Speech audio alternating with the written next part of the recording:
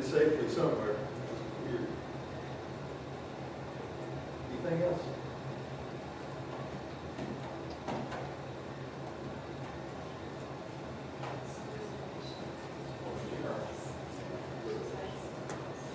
James is in Crossroads.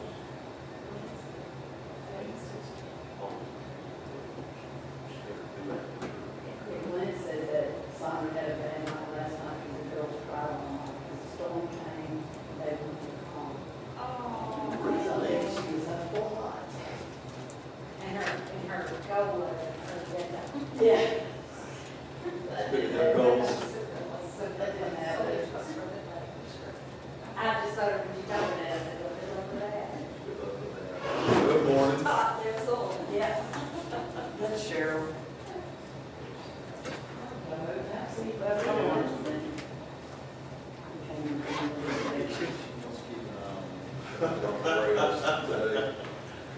Sure.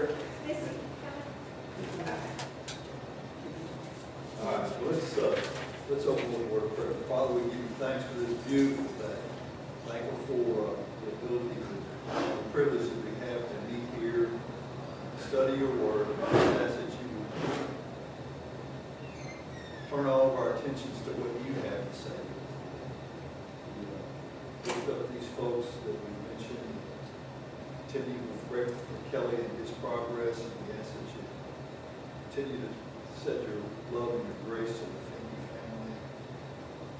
We ask that you be with James today as he leads worship service. We ask that you continue to be with Mikey and his health. We ask that all of us need some type of healing, Lord. So we just ask that you bring that down on us this day. In Jesus' name. Okay, so we're at, hello. 2 Kings chapter 5. Good morning. Did anybody read this? And then you see what it's about? Is that you? It's a great story. It is a great story. It's a wonderful story. And then it'll hit you right in the gut sometimes too. Lots to talk about. You're sitting there. That's when I'm a judge.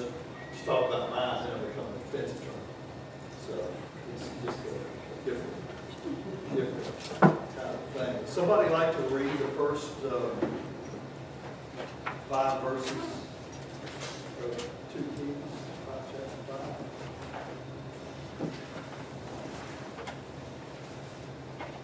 Now Naaman, captain of the host of the king of Syria, was a great man to his master and honorable. Because of him, the Lord had given deliverance unto Syria. He was also a mighty man in battle, but he was a leper. And the Syrians had gone out by companies and had brought away captive out of the land of Israel a little maiden. She waited on Naaman's walk. She said unto her mistress, "Would God my Lord, or with the prophet that is in Samaria, or he would recover him of his leprosy." And one went in and told this Lord, saying, "Thus and thus said the maid that is in the land that is of the land of Israel." And the king of Syria said, Go, and I will send a letter unto the king of Israel.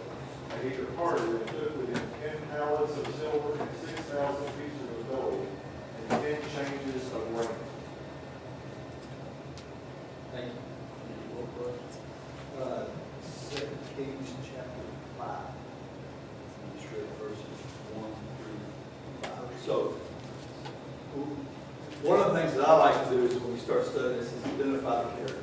I think if we know all the players in the play gets a little bit easier to understand. So, obviously we have the star of the show would be Naaman.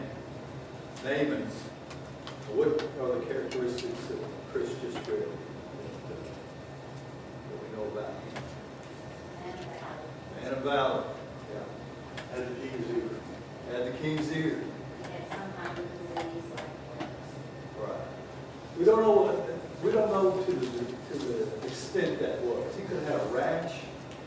He could have had, I think it's called the Hansen's leprosy. That's the real disease.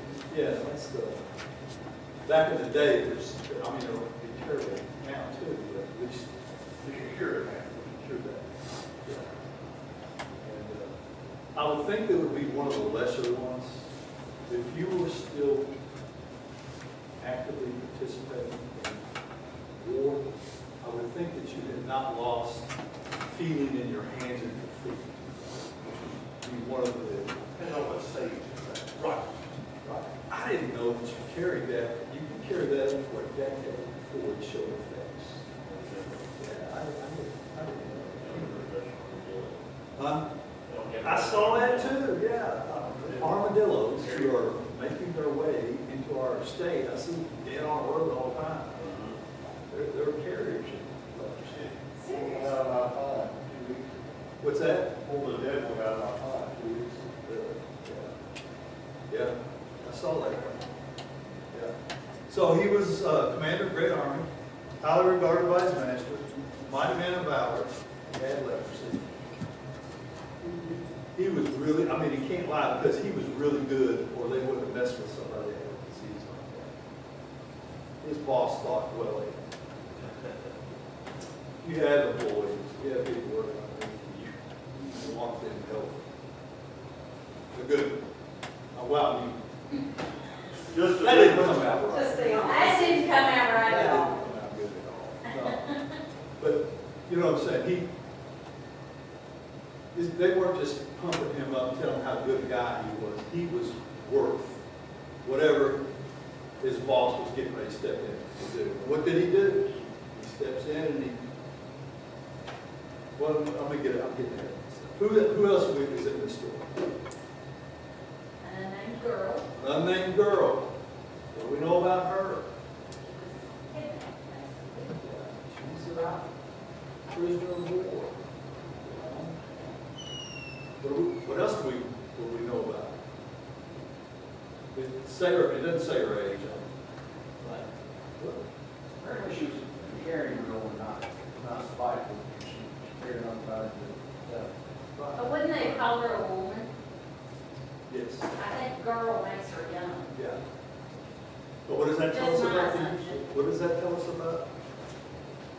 You know, if you look at what she did, and where she worked, who did she work for? She worked for Wife. wife. Okay. So there must have been something about the girl that, She'd been raised in a strong home apparently, that she knew things that had happened. good, that's a great, how she was raised, based on the actions of what the scripture is trying to teach us about. Young girl, she had the ear of her mistress, or her boss, you know. So much to the fact that the wife goes to the husband and says, hey, this kid over here says you need to do this. So she had some swag or something that grown-ups would pay attention to. Either that or you're so desperate to hear anything. Yeah.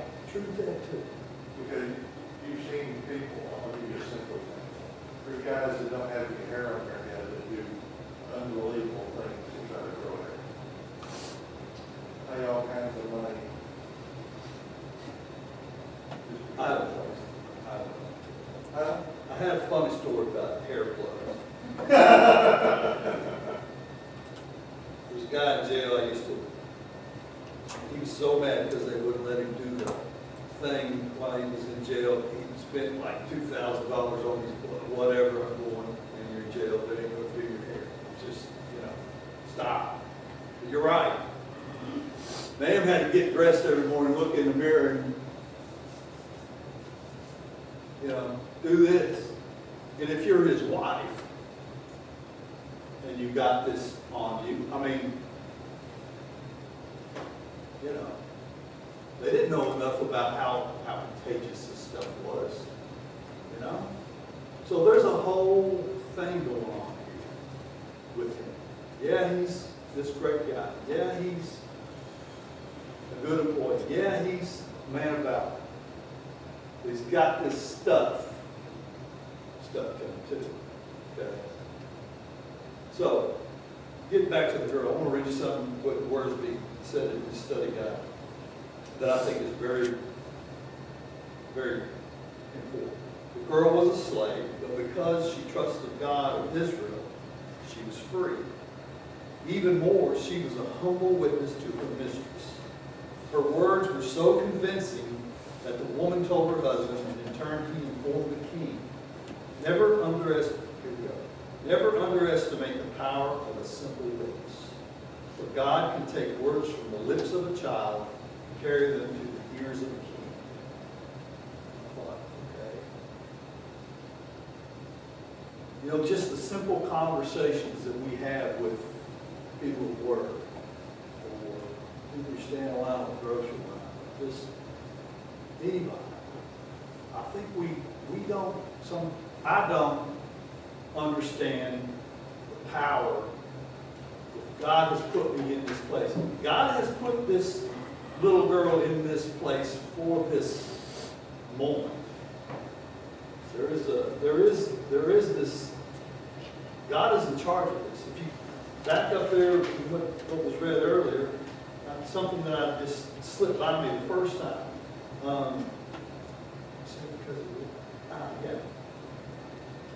Nahum, commander of the army of the king of Syria, was a great man with his master and in high favor, because by him the Lord had given victory to Syria.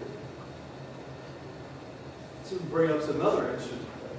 You know, all through the Old Testament, we always think that Israel is God's chosen folk. God's at work in other countries too. Yeah. You know, Work through Egypt. huh? Work through Egypt. Yeah. Yeah.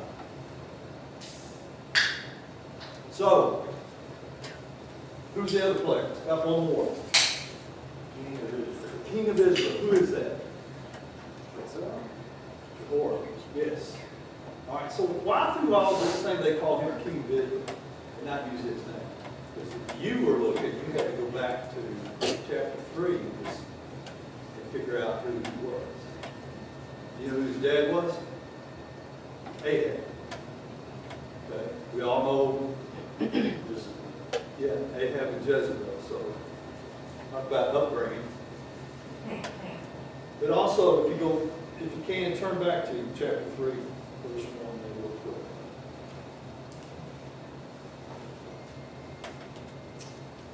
In the 18th year of Jehoshaphat, king of Judah, Jehoram, the son of Ahab, became king over Israel and Samaria. And he reigned 12 years. He did what was evil in the sight of the Lord, though not like his father and mother, for he put away the pillar of Baal that his father had made. Nevertheless, he clung to the sin of Jeroboam, the son of Nebat, which he made Israel to sin. He did not depart from that. So the interesting thing about this guy is he's not following God's ways, but he's still the king. He's not lined up with a little girl. Yeah, exactly. And we have all these big players in this little play that are rich right now. He doesn't fit in here very well. Now, would someone read next? Start at 6.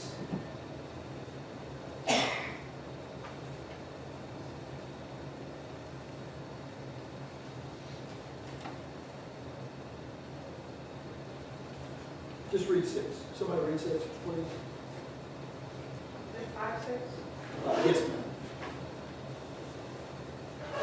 The letter that he took to the king of Israel was this letter I am sending my servant Naaman to you, so you may cure him of his leprosy. Oh, go ahead and read 7. Yeah, please. As soon as the king of Israel read the letter, he tore his robes and said, Am I God? Can I kill and bring back alive? Why does this fellow send someone to me to be cured of his leprosy? See how he's trying to pick a quarrel with me. All right, so what's going on here? What's happening here?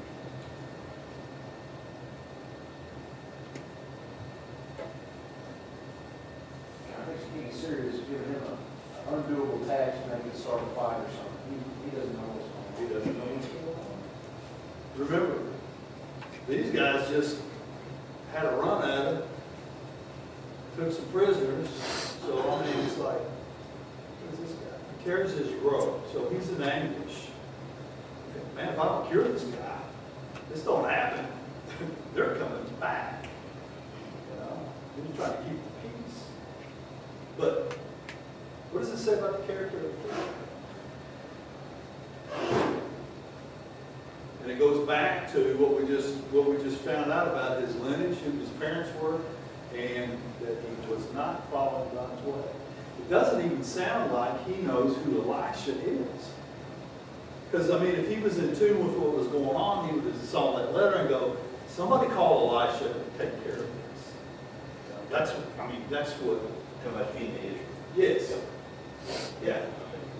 Because he's thinking, oh my gosh, this is an undoable task. I can't do this. What do you think I am, God? Yeah. You know? And here's a guy who's turned his back on it. If you look back through what's been going on. So, what are we to think about it? What's happening here just in this little bit? We haven't got to the meat of it yet. But all these people are in place. And all this thing is leading towards a healing. And God is at the center of every bit of this. He's got every move that he's lined up for this.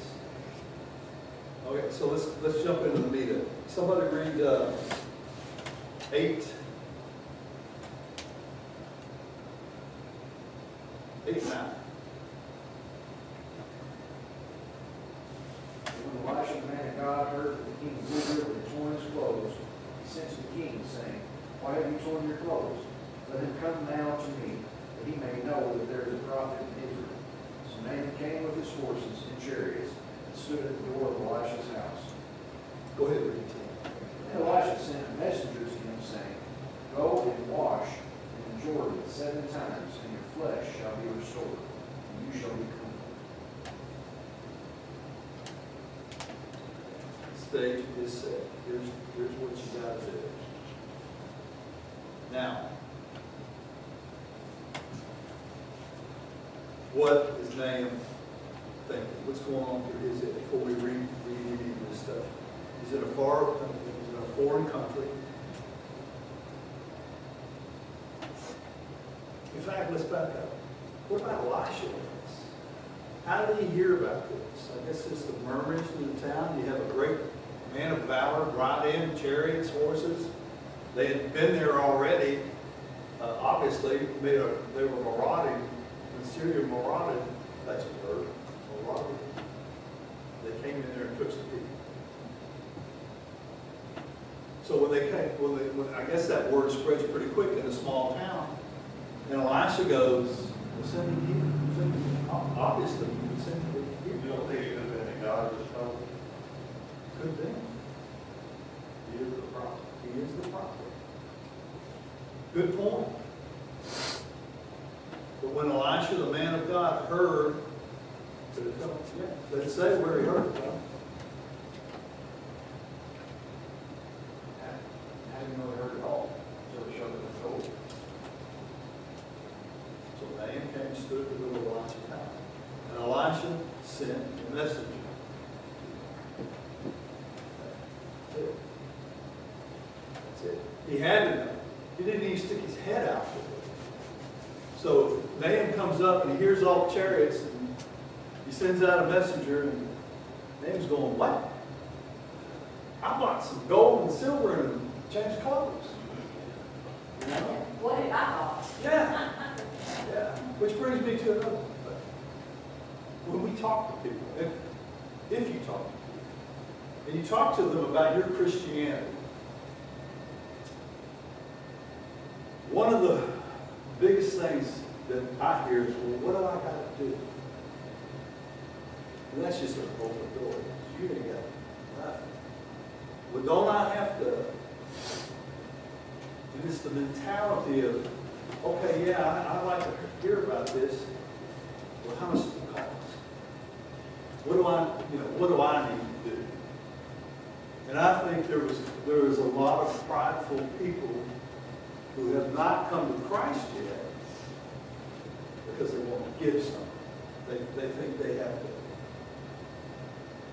buy, pay for it, do something, Or change who they are first. or change who they are. Yeah, when I get my Clothes, yeah. that's a lot of Oh, yeah. people. Dude, I mean, as soon as I get out of jail, I'm going to,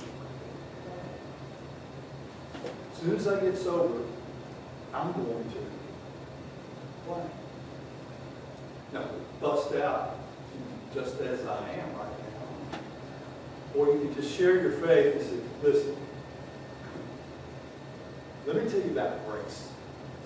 You ain't got enough change of clothes, gold or silver, to buy God's grace. You don't. You don't. And I like the way that a lot of times there's, well, we'll get to that here. Hey, don't let me go too long because I don't understand where we're at.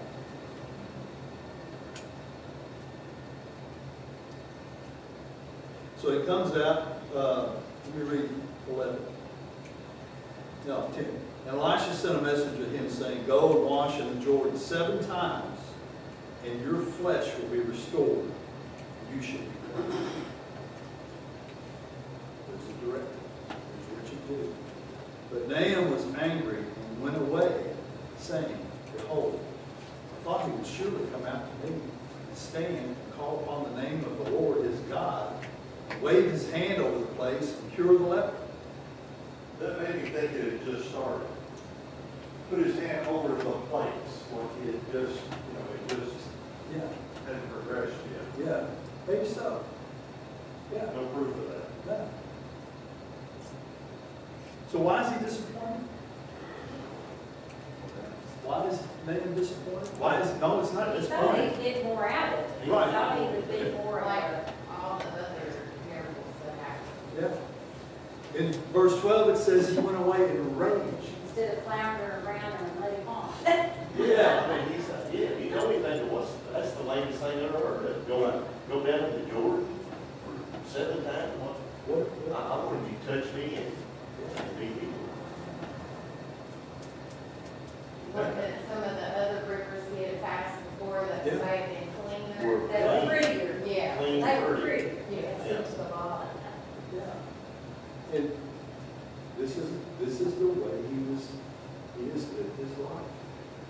Everybody's told him how good he is and what he is, and there's this respect thing that comes on. He's got the king, he's only got one boss, he's got the king's ear. I mean, don't you think he kind of felt like this was kind of a joke? Yeah. It's kind of I got this, there's no way this is gonna happen, or just this little girl sending. told my wife. Yeah. My wife told me, and I had to go to my boss and say, hey, I need a letter. And then you're there, and the guy doesn't come out, and you're sitting there like, He's expected to go in front of the king in opulence of this big, he's probably in a mud hut, yeah, in the middle of nowhere. yeah. It's like, really, guys? So what is this? Y'all know prideful people? Do you all know prideful people? You know me. That's my worst sin. There is a certain type of person that I was reading on. There was that can be rageful prideful. I think that describes them. That they get so mad when you try to tell them something, or try to help them, or give advice, solicit something, that they just.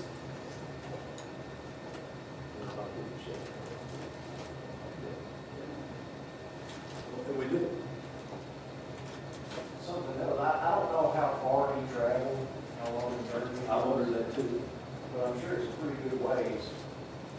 If you travel for a couple of days to somebody's house and they don't even come out, kind of see that. Especially when you were expecting something. Fanfare. Yeah, the fanfare when it comes out. So, isn't it a shame that God has to set us down place we really don't want to go. Dependent on somebody else's God. And it just has to humble you in order to heal. Well, we all want things Yes. the way we want things. And we can speak on rain, because we needed rain. But do we need 3.5 inches of well? Yeah, probably not. So then you start kind of whining about that you got 3.5 inches. You know, it's just that, just who we are. Well, the way I look at this is you have a little faith, you didn't have no faith going into this, and it's got to try and knock me down, and I think I did good regularly. Yeah. You know, sometimes you have to get knocked down to your knees to realize what you're looking at. How old do we get before we stop? Have you got that answer? Because help me. Well, you have to quit You farming. tell me what day you got to pass away, and I Yeah. get the answer. You know, I think though it gets better. I think that as we mature in our spirituality, in our Christianity, I'm trying to see it from a bigger picture. Of what's really happening, what's really going on. What's going on in this little town. God loves Naaman so much. He's got leprosy, and he's got him right here where he wanted him. And if we read a little further into that, he's going to give glory to the God of Israel at the end of this. And that's just a little peek at the end of the story. But all of this was done out of God's love for this town. And to me, that's the incredible part of the story, that he reaches out to this guy. And I think it's Every other religion I see on the face of the planet is based on what you just got through talking about. You can't believe that all it takes is to accept it. yeah, It's what God tells us, because it's impossible to earn it. All the other religions, it's about earning it. right. You know, go to Mecca, or you gotta do this special ritual and survive this and do this and deny yourself, and all of them are based on all those things. Right. Because they think that there's gotta be some crazy thing to earn it. Right. We didn't earn it. We can't. You touched on something on what I was thinking about. I would like to know, God got glory from the name before this. I'm wondering if God doesn't do anything on accident. If there's more of a purpose behind it that we just don't know. Like if he went back and said, what's the rest of this Paul Harvey story? Right.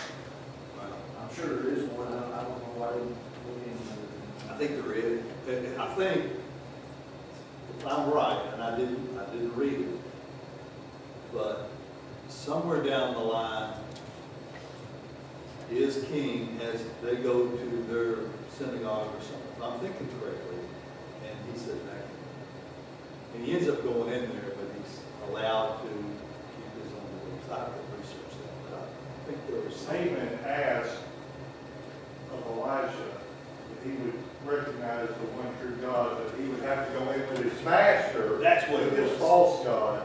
Would you ask the Lord to excuse him from him? That's what it was. Yeah. Thank you. See, the other thing I see in it is that it tells us again, never to think you can't use people that we don't think are worthy. And that comes to me in a bad, because just that, the little girl herself came to them through a terrible circumstance, and God still used her. Yeah. What did she hear from her You know. mistress? And my guy's got Yeah. the letter, and she had compassion. The little So girl. he set her in the spot she was supposed to be. Yeah. And who knew that in that story? Nobody. Nobody. She didn't, they didn't, because you know she missed her mom and dad. You know she missed where she came from. And leprosy is a type of disease, it attacks you personally, because you kids and isolating. Just, yeah, I mean, just look, in Israel itself, if that happened there, you know? So God uses things that we don't realize are usable. So who was, that brings up a great point. So in this little circle where they're standing outside the chariots and the horses and the messenger and whoever else is there, you might go, unclean. You'll hear that in this story. So it broke down barriers, maybe societal barriers, even in this story. We don't know. But your point is well taken. It's, you know, if that had happened in Jerusalem, well, this guy would have been outside. You know, somebody had to go out there to him. They would have brought him in by the rules. Isn't that how today is though, like, God will place people that may not have been around you long enough and to come in and to say, well, you know, I think we need to do something different, or things or changes start happening and people are stuck in their ways and don't want to let change happen, but God sends them there for a reason. When it tells us all, He has plans to see. It seems like this story should be in the gospel. You would have said in the lesson. Yeah. Yeah, that's where we're at. Somebody read that next verse. We got time for one more.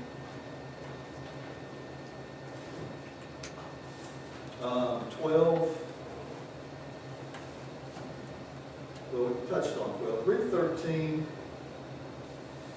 Read 13. Let's just read 13. And his servants came near and spake unto him and said, My father, if the prophet had bid thee do some great thing, wouldest thou not have done it? How much rather than when he saith to thee, Wash and be clean? Now, who's doing this talking? Who's doing the talking? The servants. Yeah. Naaman's servants, right? The voice from all that.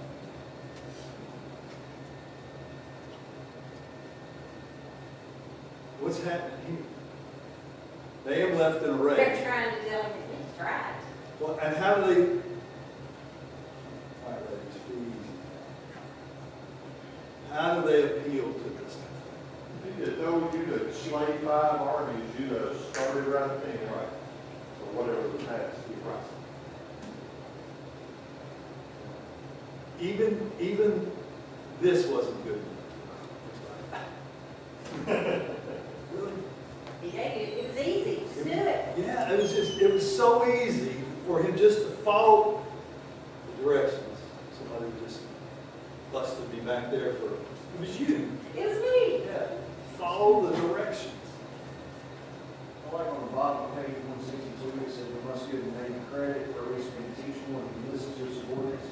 He didn't just listen to them, because nobody listened to him.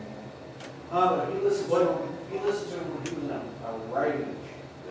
So That is fascinating. that is, Gotta throw your bit first.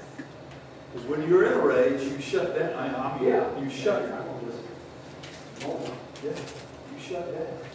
So maybe there's a little cooling off period here. And maybe some of the people that he kept close to him, he trusted. You know, I think that's something he kept other. If he was this kind of guy, he kept those kind of people around. He was smart anyway to do that. And so they said, hey, look. And isn't it funny that they don't tell him to do it? It's posing a question. And I think it's something said in the lesson too, that a lot of times a question pokes your consciousness. Where if I'm spilling off facts and I'm telling you what to do, Adam, you know, you kind of go, hey. In our Christian witness, I think sometimes asking questions instead of, are you washing the blood of the Lamb? What? Yeah. You know? What do you think happens when you die?